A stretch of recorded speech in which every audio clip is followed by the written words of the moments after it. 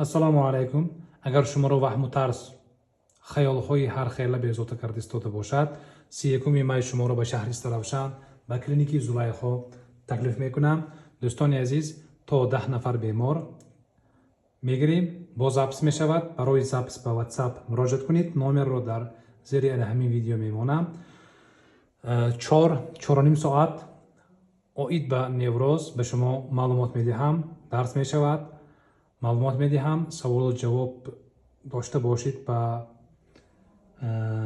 саволҳо ҷавоб медиҳам ва баъде ки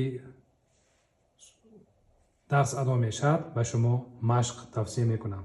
вазифаи хонагӣ тавсия мекунам. барои иштирок кардан ба WhatsApp нависед ва пеш аз омадан шумо бояд фаҳмед ки роҳи беҳтарини невроз ин психотерапия мебошад.